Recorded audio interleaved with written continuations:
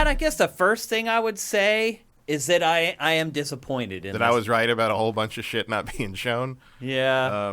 Well, it would be that I am though. disappointed in what we just saw, to be honest with you. It wasn't terrible. I've definitely seen worse from Xbox. Yeah. But I guess there was no 15-minute ESPN presentation. Right. So. I've definitely seen worse, particularly when they've announced new consoles in the Yeah. past. But to me, I felt like this was Microsoft's chance to really kind of get kind of ahead of PlayStation, or have a chance to maybe jump ahead of PlayStation a little bit, with PlayStation not appearing at E3. I feel like maybe it's a little bit of a squandered opportunity. We got a Starfield trailer, but was it really? Like, I don't know. I feel a little hollow coming off of this. How do you feel kind of overall? This is about what I expected. There was actually a little less high-end third-party stuff in it than I expect. I thought we'd see Call of Duty. I thought we'd see, I guess we got Battlefield instead. Yeah, I mean, most of the third-party stuff was indie stuff. Like, Yeah. I mean, there was Far Cry in there, a new gameplay trailer for Far Cry 6, but... Far Cry, Back for Blood. There's there's some stuff in there, but it wasn't quite what I thought. Yeah, there's a lot of smaller scale things in the middle there. When we started seeing like indie game trailers for things we already knew about, but with a release date added, I knew that was basically all we were getting. Yeah. But no Avowed, no Hellblade, unfortunately, no Avowed, no Elder Scrolls, no How Perfect about Dark, that? No Hellblade. no Fable, no Everwild, No Forza Motorsport, no Bright Memory Infinite, no Arc 2. I thought there would be Arc 2. I really did. I mean, it's funny. If you look at this list that we had, the rundown for the pre-show, almost hardly any of them appeared. Yep. That's crazy, I You think. got Halo, Starfield, Project Omen, and Stalker 2 and Forza Horizon. Yeah, that's it. That's less than half of what we had talked about before the show started. And meanwhile, there were, I don't know, of the 30 games, 20 indies? In there, yeah. Or Or at least smaller scale. You got Starfield, Stalker 2, Back for Blood. Redfall. Psychonauts 2, is that an indie Psychonauts game?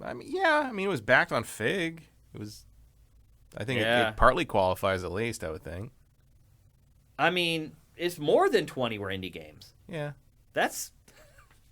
You leave that to like the IGN show, Keighley's Summer Games Fest thing. I mean, this wasn't all that dissimilar from these smaller shows that we've been seeing from publications. But it's also sort of part of the whole, after the year we just had and where we are in the generation, you got to adjust some expectations. I guess. It's going to be an off year in some ways. But there's still some stuff in there. Halo at least looked better. They did not go in as hard for Halo as I expected them to. Either. I guess they will do another campaign sort of reveal later in the summer. I mean, we said on our prediction show for Game Face that we thought they would focus on multiplayer, and they did. They did.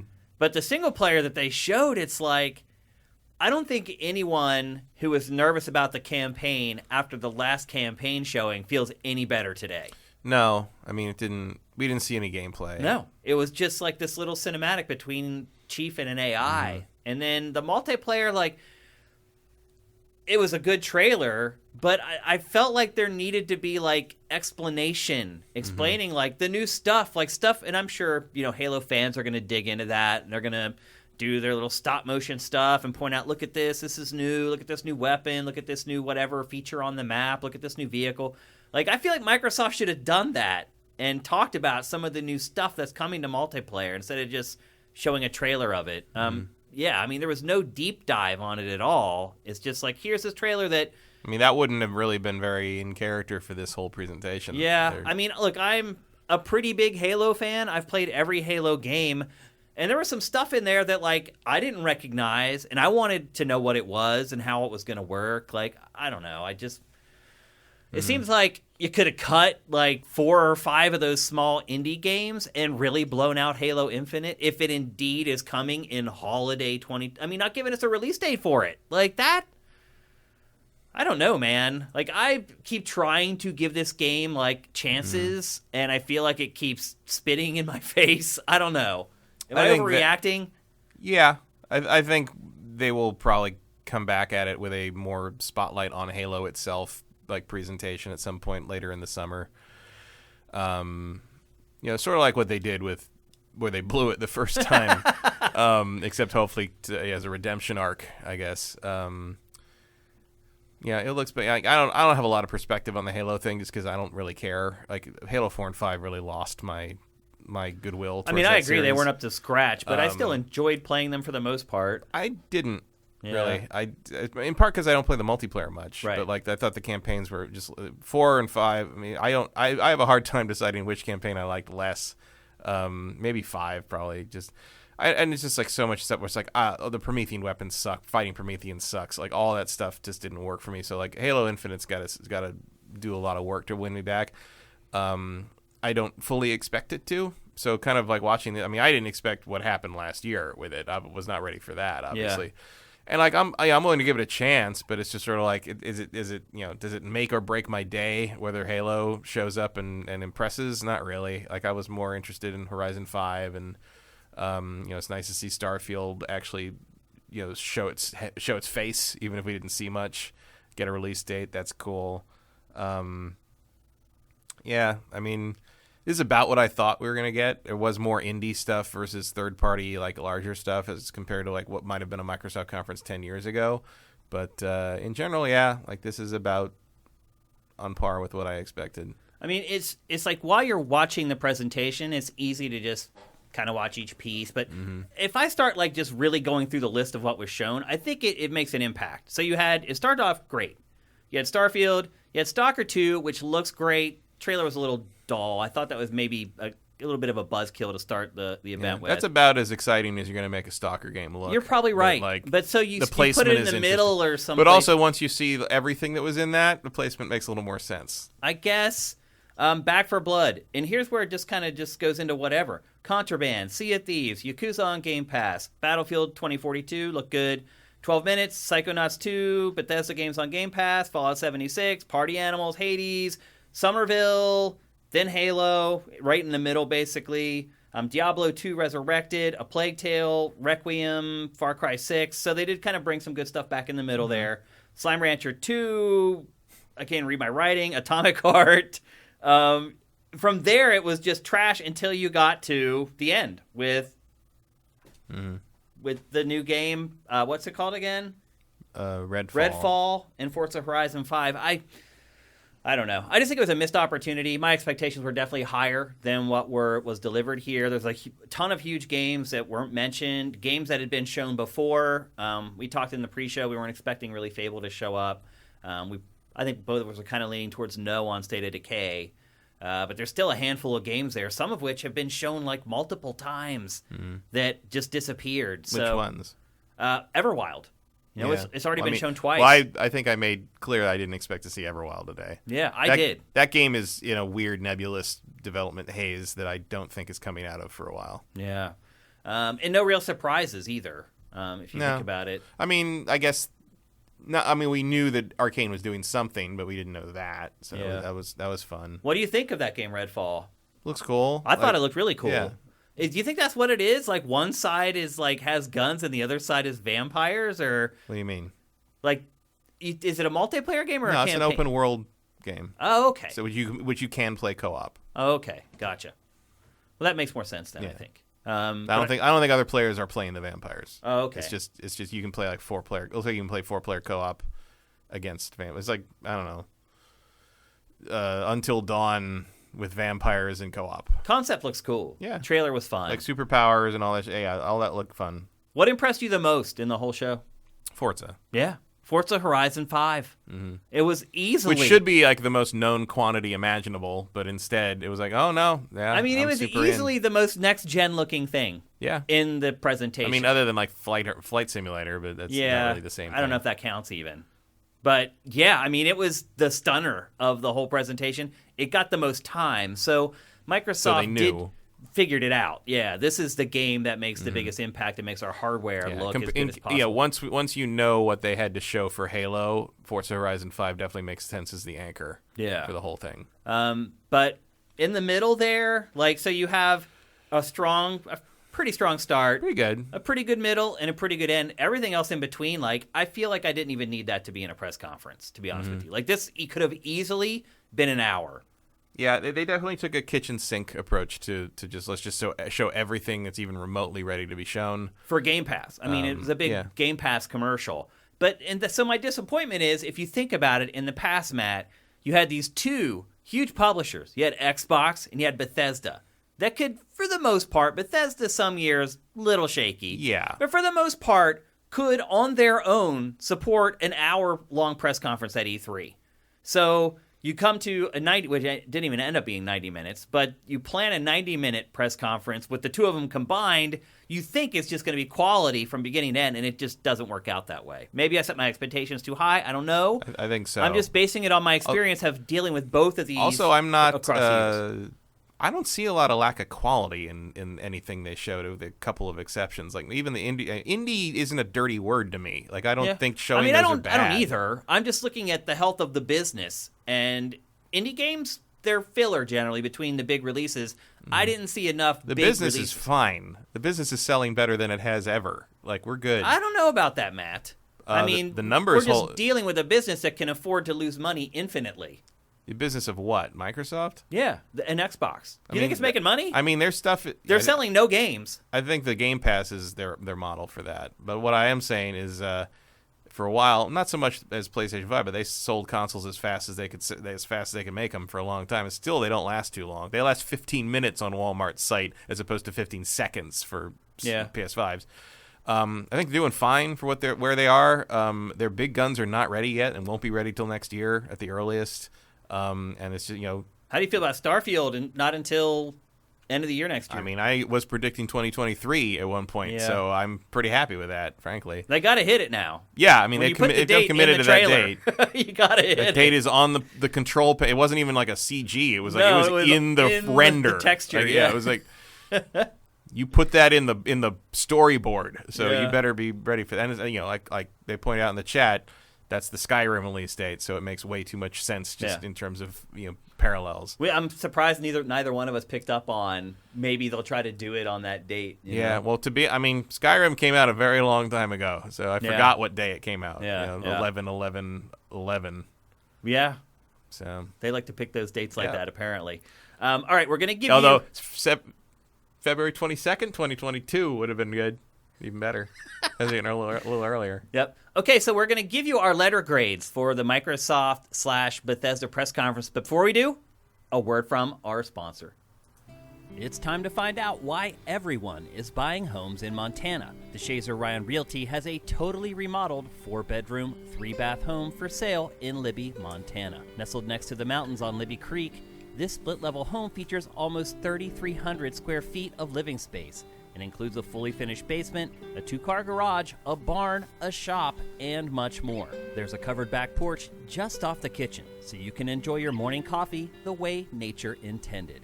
At $479.9, it's an absolute steal. They're selling homes as fast as they can list them, so if you're interested, do not hesitate to call Doug DeShazer at 406-291-1643. Even if you don't live in Montana, you can contact the professionals at DeShazer Ryan Realty, and they can help you with property in your area.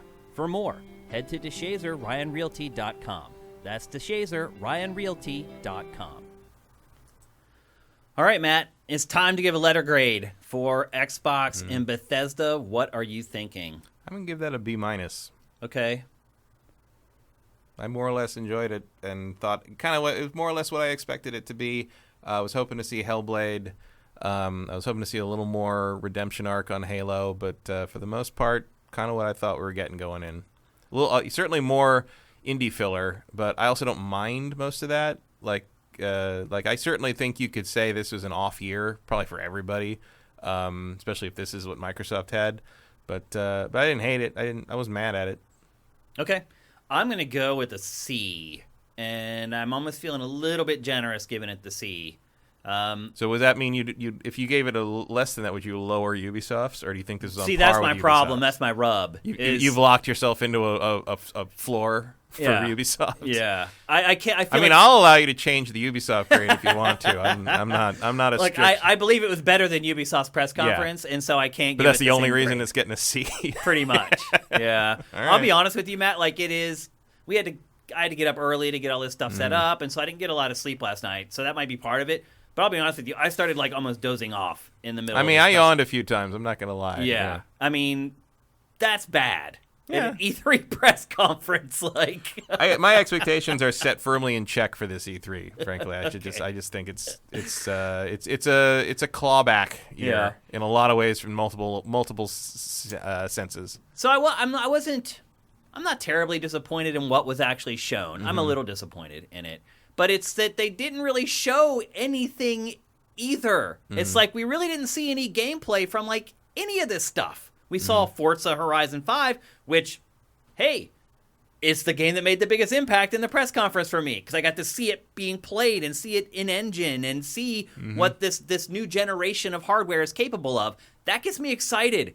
I didn't see a lot of that in this. I saw a bunch of pre-rendered CG stuff. Like, again, when you're doing like your presentation like this, like a Nintendo Direct or whatever you want to call the template, you're taking so much risk in production issues out of it.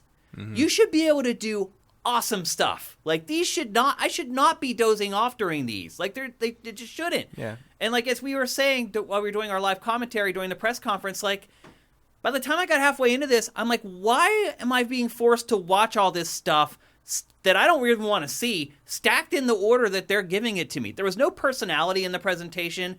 People were in it at the beginning, and they basically just virtually disappeared for the whole thing. It's like, I felt like I was watching a YouTube playlist. Like, I don't know. Like, I mean, that's sort of the style now. That's how it works. But typically, like, Nintendo has some, like, flavor and human beings that step in frequently to intro stuff and give you context for stuff. This was literally 75% of it was just trailer, dip to black, trailer, dip to black. I mean, that's what everything is now. I mean, I'm kind of okay with that. Like, I don't have a preference between this and like having someone stiltedly stand in front of a camera on a Nintendo Direct and read a very pre-prepared script. Like, it's. I like it if the person has personality. That's great. Pete Hines is great on camera. Like, I would have no problem if he explained something about Redfall to us. Like, and it's the lack of context. Like, just watching these trailers, like, I was like, is Redfall a multiplayer shooter where one side plays vampires, the other side plays humans? Like, well, he said that though. He said it's an open world game where you can play solo or play with co-op with friends. Yeah, but anyway, like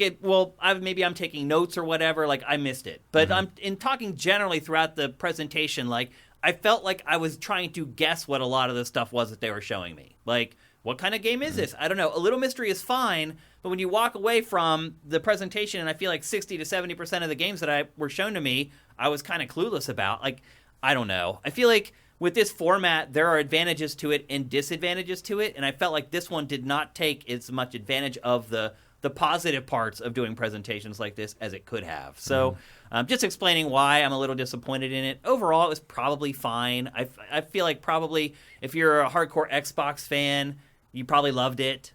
And if you're watching this right now, they're probably like, Shane, you're crazy. You don't know what you're talking about. I get that. But from me, someone who really doesn't side with any platform, like, I was disappointed in it. I expected more. I came in wanting more. I should never be on the fringe of dozing off during an E3 press conference, and arguably the biggest one of the year, I guess. I mean, I've just done that more often in my life, I guess. I've never have. I mean, I didn't doze off, but I could feel like not always because I was bored. My eyes were getting heavy because my brain just wasn't engaged. Well, not always because I was bored, because sometimes I just haven't had enough sleep. Right. But no, I think they showed what they had to show. Like, you talk about want more gameplay. I don't think a lot of that was ready. Like you're talking about all these newly acquired studios that are working on new projects, and then you had the Plague year that screwed everybody up in terms of timing. Like, this is about as good as you're going to get here. Like, yeah. And I was kind of prepared for that. So we'll see.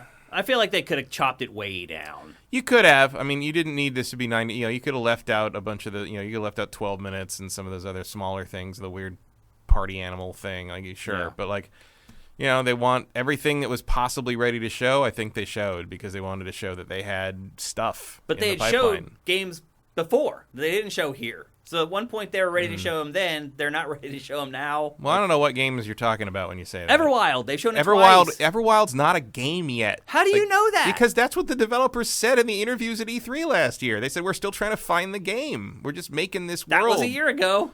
Well, they're not found it yet. You have heard of Rare before, right? Yes. Like, they take a while. Yeah, but trying to say Rare today is the same as Rare from the N64 days or whatever. That's not Yeah, fair. but they still take a while. Even Sea of Thieves took them a year to get it after release to get it into like some kind of ship decent shape. Yeah. It's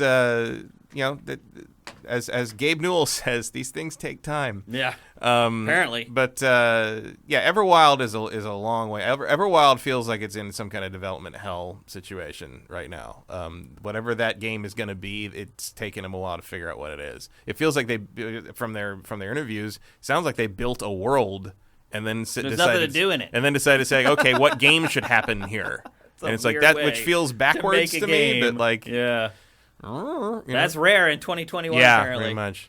Hey, we're going to take questions from you guys. If you have any questions or want some insight about anything from what we just saw from Xbox in Bethesda, it actually is going to work out okay because we are going to actually have a little bit of a break before we have to dive into Square Enix, which is good. Square is what, 12:15?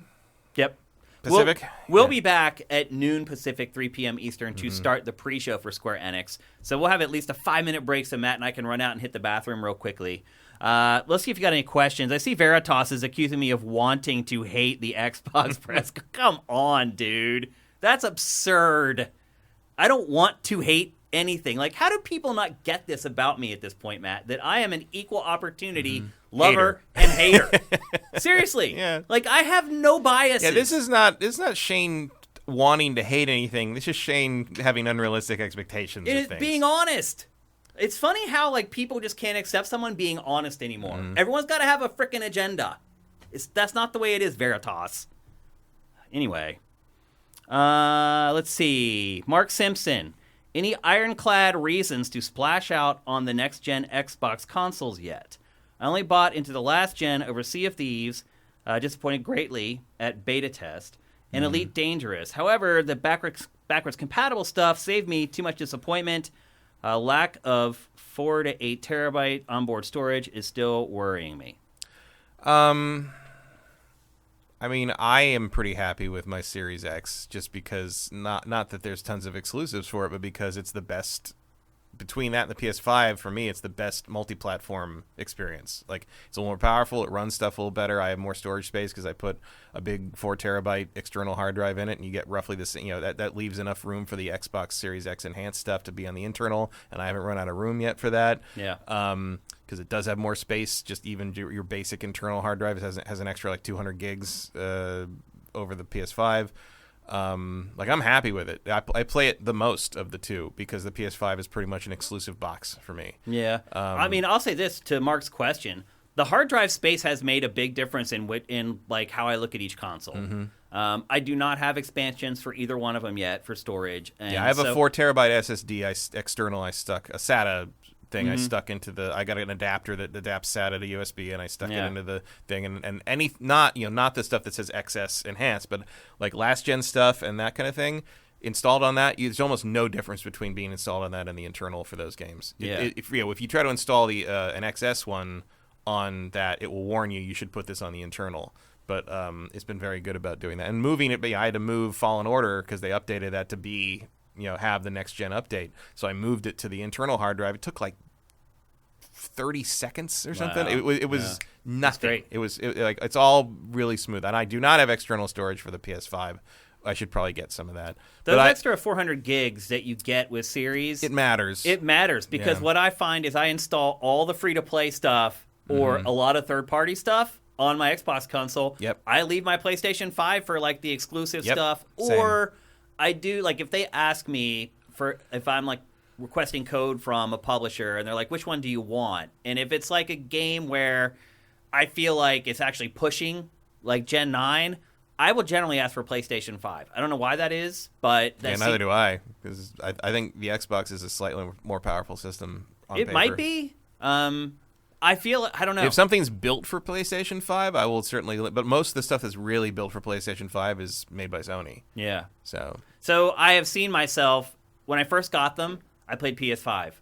I play Series more now. But obviously right now I'm playing Ratchet & Clank Rift Apart. Right. Because there's actually exclusive games worth playing coming out on PlayStation. So I think the hard drive size has played a big difference for me, more than I expected. And look, as soon as Sony finally gets off their ass and tells me which SSD drive I can buy to put into the PS5 as a secondary internal drive, I will do that, and that will solve a lot of the problems. But they are really not doing that. I mean, they said they were going to do that at launch, and we're more than 6 months out, and they're still like, oh, there's nothing out that's fast enough yet, so we'll just tell you when that happens. And I'm like, okay, get on with it. Yeah, it's like, it's just an ongoing issue. And I mean, I still haven't. Also, I refuse to shell out the $200 for the stupid extra 1 terabyte internal for the Xbox. Like, I'm not doing that either. But like, nope. It's just the storage thing is a problem all around, but I feel like I have managed to circumvent it more effectively with Xbox right now. But I wouldn't say like Series X is a must buy right now, not until it's something you definitely want to play. 2022 is looking great. Yeah, like if you're a serious Forza Horizon 5 fan, I guess like that's your in. But for now, I don't find it essential. I just find it pleasant. Yeah. And I would also say, in the end, especially once their exclusive engine gets rolling with the, Obsidian and Playground and Bethesda, etc., you're gonna have to own both of them. Yeah. Like, there's gonna be too many exclusives on both things. Which everyone should be doing anyway, I believe. Unless you have a PC that can run all this stuff anyway. I mean, obviously, you need a platform that can play Xbox exclusives. You need a PlayStation 5, I would say, and whatever Nintendo puts out next. Yep. More and more, the exclusives are the reason to play these things. That was Xbox's problem for a long time, was they had no exclusives that made it worthwhile. And I think they are finally going to turn that around in about a year and a half. It's not coming as fast as I thought it would. I guess I'll put it to you that way. Game dev is a slow grind at any time, and then when you have a global pandemic interrupt everybody, like, you're going to lose a year there or so. I feel like we've lost more than that. I don't think we have. Starfield is still actually coming out sooner than I thought it would. Even before 2020. Fight JK says, did I have my coffee today? I don't drink coffee. I have not drank a cup of coffee since 1998, maybe. I never drink coffee. I don't like coffee, so I don't drink that either. Also, coffee makes me like randomly angry. Coffee makes me irritable. Feel like I'm on drugs and then feel like I want to go to sleep. I don't have that. Like but 20 minutes later. I definitely feel it, though. I feel like I feel like artificially you feel up, it. It feels and like I don't drugs. like it. I don't either. I don't like it either. If I wanted to feel like that, I'd just do Coke. Which one? Pick one. Here's one from Nixopunk. Do you think Bethesda added much value to the Xbox conference in regards to what they used to have at their own conference at past E3s? No, I mean, I said that right at the beginning. But I would also argue that if they hadn't been bought by Microsoft, they would not have done a conference this year because they didn't have anything to show. Or standards could have changed about what can or cannot be shown. It could have been Microsoft is like, no, we're not showing that. Whereas Bethesda maybe, it showed Starfield like 3 years before it was supposed to. Like, it probably should have. Yeah. It showed Elder Scrolls way before it probably should have. I mean, I still believe they showed that because that was the year they showed Fallout 76, and they knew they knew internally they needed something to give people to look forward to. Yeah, no, absolutely. I think that's literally what happened there. That is a big part of my disappointment. Is that so maybe my expectations were out of whack because I watched these two big publishers do their own press conference for the last 20 years. And now that you put them together. Well, Bethesda's only done their own press conference for a few years. Bethesda? Yeah. They only started doing their own thing a few years ago. It was longer than that. But you're right. They didn't start back in 99. No, it was 7 years ago. So, because Adam and Morgan did the hosting for that the couple times they did it post G4. Yeah. So that's where my disappointment is. The expectations of what they used to do separately, I felt like when they combined, it wasn't as powerful as I thought it was going to be. Showing Fallout 76, you got to show your ongoing product, I guess, one way or the other. I don't know. Bethesda would have shown that too. I mean, if in their own thing they would have shown that. They would have shown a longer thing for Elder Scrolls Online. We probably would have had to sit through something about Elder Scrolls Blades. Yeah. But to answer his question, did it add much? No, not really. Not yet. There was a 30-second teaser of Starfield, and the rest of it was like a wash. But I would argue that was more than a lot of the other companies they've bought added, a couple months after they were purchased. There was at least something there. But, yeah, I guess so. It's going to be a while. You just got to realize Bethesda has been operating. It's not like it was just started when. Right. It's been operating all this time. Well, so is Obsidian. So is Arcane. So is all of them. But, this stuff take some time. And even if Microsoft hadn't bought them, what was Bethesda working on for this year? Yeah, nothing. Like it was a down year for them. It was Yep. going to be one way or the other. It's like we're not going to have a break actually before Square Enix. It's 11:50. Because we wouldn't shut up. That's right. That's what happened. Actually, I am going to stop it right there because I think Matt and I do need to hit the bathroom before. Speak for yourself. Yeah, I need to hit the bathroom. We're going to leave the stream up. We're just going to take our mics down and leave the stream up, and we will be back in about 5 minutes to kick off the pre-show for Square Enix. Thanks for I see there's tons of questions in here. Maybe we can answer more at the end of Square Enix if you have some stuff from Microsoft and Bethesda. But we just need a second of a break here before we kick off the next press conference for Square Enix. So we're going to leave the stream up, so don't go anywhere, and we'll be right back in like 5 minutes. See you guys soon.